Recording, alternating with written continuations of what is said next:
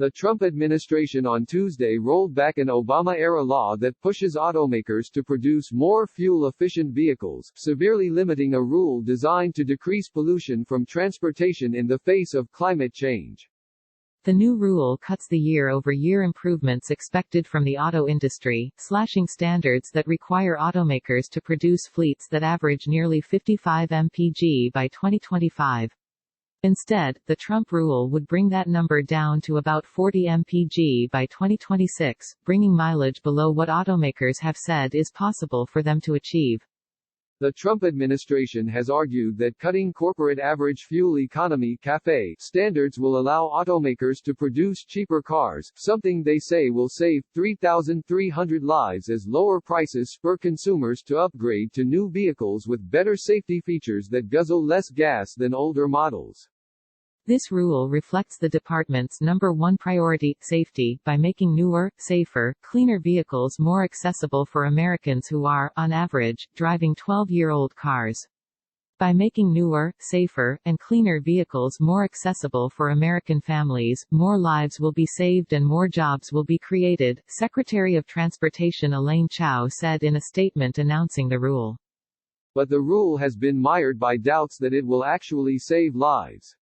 Earlier government analysis found that while 600 to 700 Americans might be saved by better safety features, nearly 1,000 might die prematurely given the increase in smog and air pollution from vehicle emissions, according to documents obtained by Senator Tom Carper, D.Del. And even with historically low gas prices, consumers are expected to pay more at the pump. An analysis from Consumer Reports found U.S. drivers would spend $300 billion more on gas over the lifetime of the vehicles because of the decrease in fuel efficiency.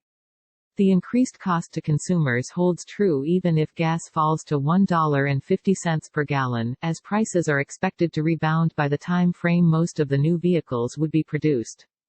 Unemployment claims skyrocketed to more than 3 million last week, so millions of Americans are now going without a paycheck, and our nation is at risk of a recession because of the COVID crisis, David Friedman, vice president for advocacy with Consumer Reports said on a call with reporters, referring to the disease caused by the novel coronavirus. So it's absolutely stunning the administration would finalize a plan that will cost drivers more money at the pump for years to come. Consumers, workers, small business owners are the engine of America's economy. And the last thing they need is to get stuck spending more on gas, he said. Experts say the economic blow could also hit manufacturers themselves, with global buyers steering clear of American-made vehicles that lag behind their competitors. That contrasts with the brighter picture from the Trump administration, which believed 2.7 million more Americans will buy vehicles because of an estimated $1,400 average reduction in vehicle prices. The Trump rule requires 1.5% year-over-year improvements in mileage, compared to 5% under Obama. The auto industry, however, has said it could improve fuel efficiency by 2.4% each year even without regulation. But the issue is hardly just a financial one. Transportation is now the largest source of greenhouse gas emissions in the nation, according to research by the Environmental Protection Agency (EPA), with pollution from cars and trucks outpacing that of electricity production as utilities move away from coal. The earlier standards from Obama were considered one of his greatest climate achievements. We've seen all too terribly the consequences of those who denied warnings of a pandemic. We can't afford any more consequences of climate denial. All of us, especially young people, have to demand better of our government at every level and vote this fall, the former president tweeted Tuesday in rare public remarks condemning actions from the current administration. The Trump administration argues it is balancing the technical capabilities of the auto industry with goals that will reduce pollution, even if at lower rates than the Obama rule. We believe on balance this is the right compromise, the right balance to strike for the country, said James Owens, acting administrator for the National Highway Traffic Safety Administration (NHTSA), which helped write the rule. It's a view not shared by environmentalists. The administration is unraveling the biggest and most successful climate policy on the books, one that has also saved consumers millions of dollars in gasoline costs, cut air pollution, and helped grow the auto industry, Ken Kimmel, president of the Union of Concerned Scientists, said in a statement.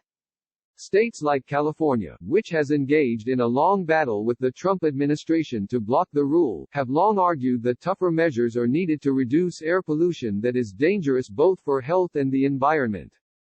When the CAFE standards were first proposed in 2018, it was rolled out alongside another measure that would have created one national standard for vehicle emissions, undercutting tougher standards drafted by California and adopted by more than a dozen other states. The Trump administration is already facing suits over its decision to revoke that power from California, but a subsequent deal between the state and automakers showed there is an appetite to meet fuel economy standards similar to what Obama promised. In July, 4 automakers agreed to produce vehicles that could average 50 mpg by 2026.